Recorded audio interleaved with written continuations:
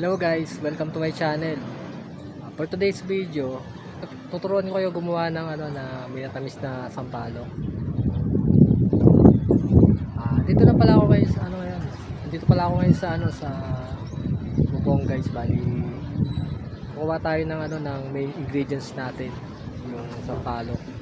Bali ito pala yung natin, kukuha natin ng sampalok guys. Mamimitas tayo. Maraming bunga to guys. Bali naglalaglagan na nga yung mga bunga dito sa bubong. Bali kukuha tayo ng may ingredients dito. So guys, ito nga pala yung sampalok na kuha natin. Daming bunga nito, dikit-dikit na yung bunga nila guys. Meron pa doon sa kabila.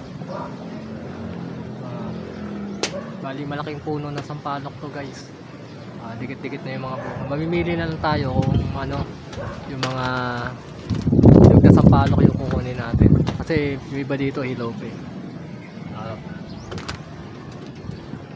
Bali hawakan lang natin siya guys kung malambot na yung balat niya. Pag malambot na katulad nito, hinog na siya. Pwede na!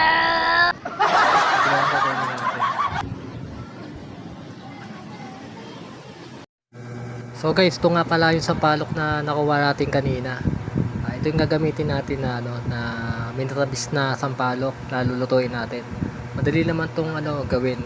Tuturo ko sa inyo yung mga ingredients at paggawa nito kung paano gawin yung minatamis na sampalok. Yan na! At syempre guys, kailangan natin balatan yung hinog na sampalok na nakuha natin. Ito nga, tinutulungan ako ngayon ng mga pamangkin ko. Ay ka namin. Cute, diba? Ayos talaga, AG. Sige! Hi, hi. Nagputo! Hi! Sa akin! Hi kayo, hi! Nagputo! Wala kang Hi. Hi! Hi! Kasali. Alam! Ayoko! Kasali ka. Hindi ikaw kasali. Ako kasali.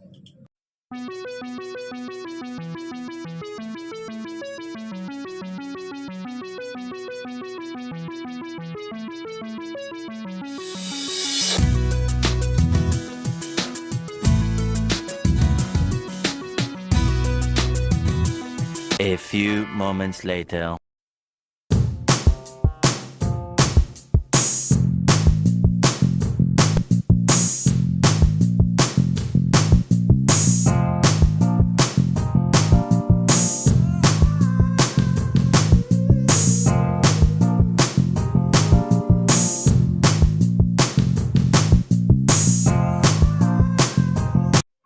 So ayun guys, kompleto na ating mga ingredients. Kaya ngayon start na natin ilagay yung ating hinog na sampalok sa ating kawali.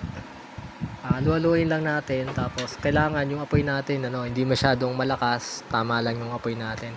Tapos buhos na rin natin yung tubig natin. Ihalo natin yung tubig, luwaluin natin ng konti. Tapos konting mekos-mekos lang tayo guys.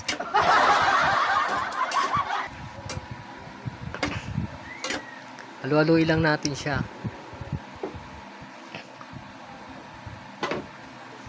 Pagkatapos, ilagay na rin natin yung asukal natin. Halu-haluin lang natin siya.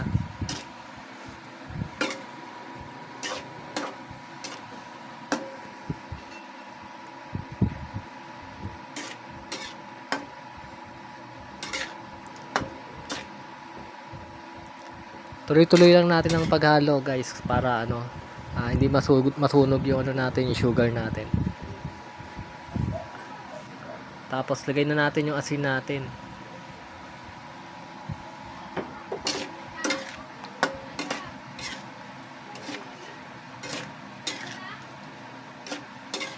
Madali lang naman tong lutuin guys. Bali konti lang din yung ingredients niya at saka madali lang lutuin.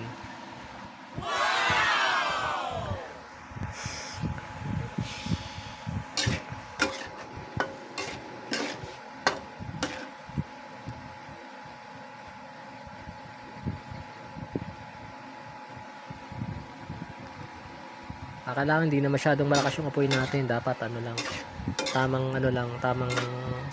tamang lakas lang ng apoy. Tapos tuloy-tuloy lang natin yung natin. Pag may mekos-mekos na paghalo. Tapos guys, makikita natin to habang hanggang malapit na siyang maluto, makikita natin lumalapot na siya. Tapos dapat hindi masyadong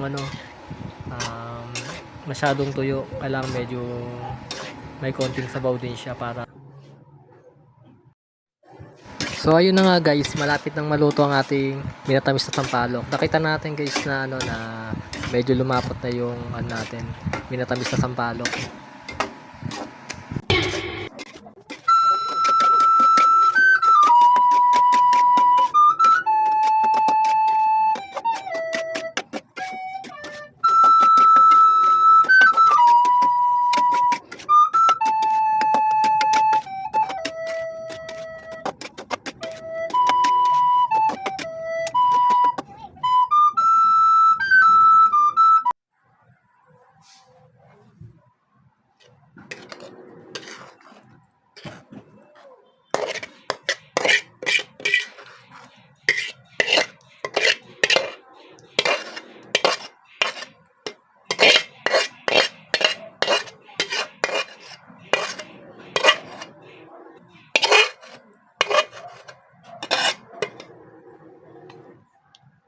Ayun na nga guys, luto ng ating minatamis na sampalok. Sana ay nagustuhan nyo at natulungan kayo sa ating paggawa na minatamis na sampalok. At kung bago lang kayo sa channel ko, paki-like, subscribe at pahit na rin ng bell para updated kayo sa mga susunod na video na ginagawa ko. Thank you pala sa panonood.